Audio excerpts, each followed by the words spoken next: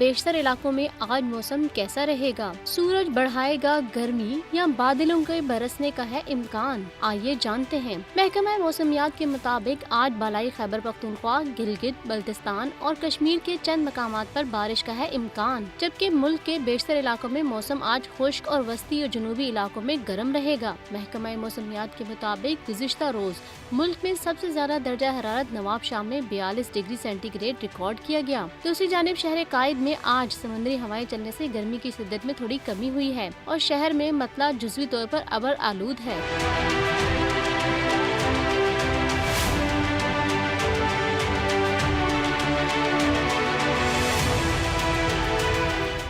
Subscribe करें और bell दबाएं ताकि कोई खबर रह न जाए।